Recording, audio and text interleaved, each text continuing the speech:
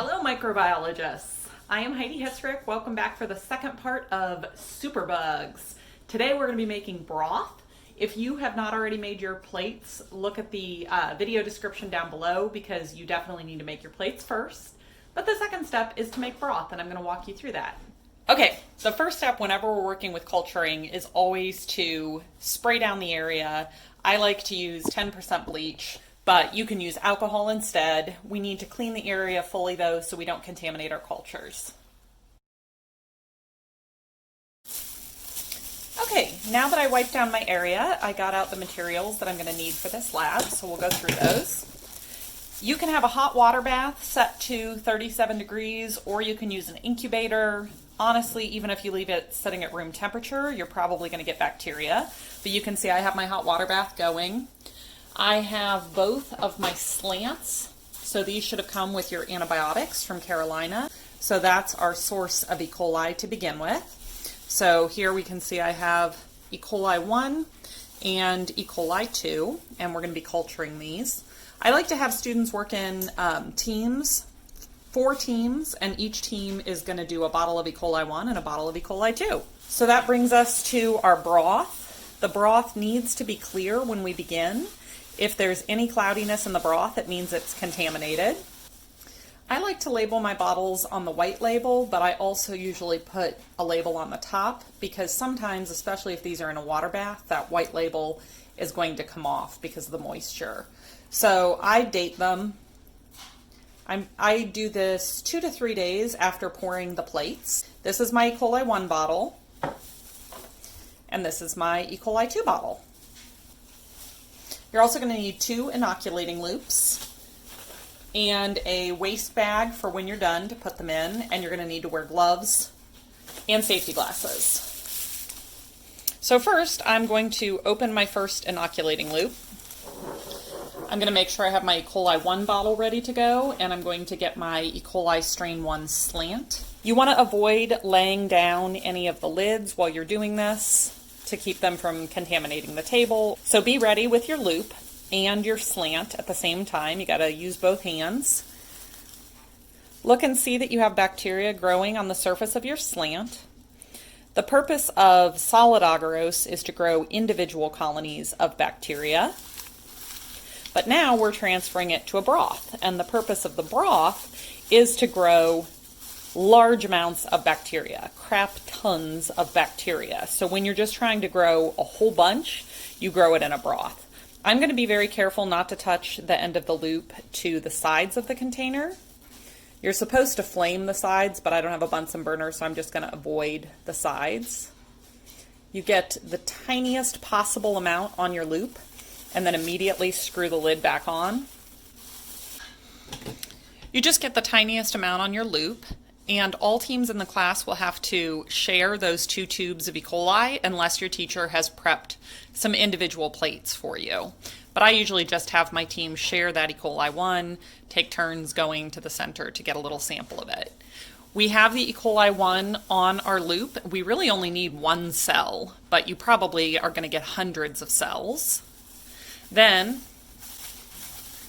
I'm going to use my left hand to unscrew this bottle. Again, I'm going to avoid the opening touching the sides. Put the loop down in the broth. Swirl, swirl, swirl to make sure I get every bit of bacteria off the loop, and then bring it out without touching the sides. Immediately cap my bottle, so I never laid that lid down. And then this loop is going to go right back into the sleeve so that the bacteria doesn't touch any surfaces.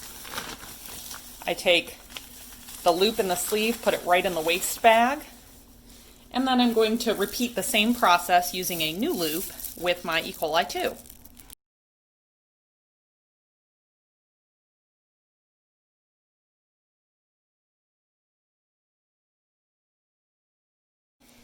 Okay, for the final step, we're going to incubate these 2 bottles. And in order to grow, bacteria just need a few things. They like moisture, so we're giving them lots of moisture.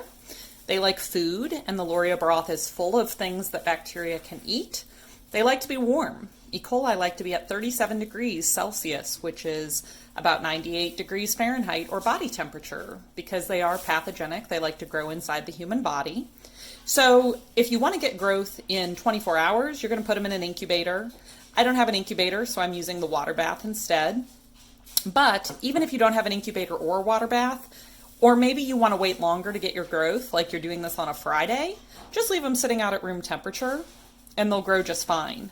The last thing they need is oxygen, and you'll notice this is a big bottle with a small amount of Loria broth, and that's to give them as much oxygen as possible.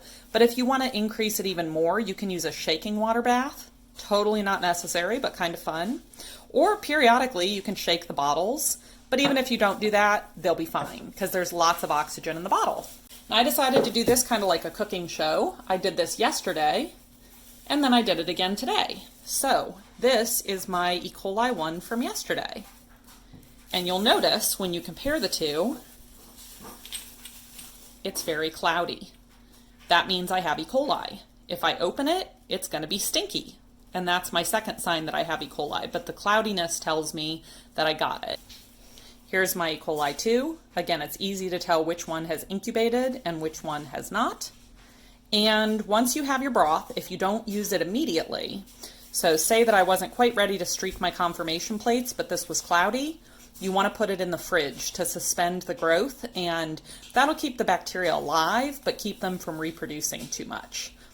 So we'll go ahead and put the 2 bottles that I am going to culture into my water bath.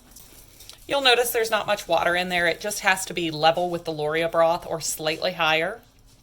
And I'll let these incubate 24 hours and they will be cloudy and stinky and have lots of E. coli. Okay, the final step is to put your tubes of E. coli back in the fridge. I like to save those just in case until we know that we have success with the broth. If you're totally done with them, you can go ahead and spray bleach into them. Since I now have growth in my bottles, I'm going to show you how to dispose of this E. coli. So I have my 10% bleach solution. I will uncap each one, spray some bleach in, listen for the screaming of the little bacteria. Very sad. These are going to go into my waste bag. Once again, I need to spray the area off with 10% bleach to get any bacterial contamination. And the final step is to remove your gloves carefully. Grab the inside, unwrap them, grab the inside of this one so you're not touching the outside. Those also go in your waste bag. Finally, wash your hands, always. Okay guys, I hope you have great success growing lots of stinky E. coli bacteria.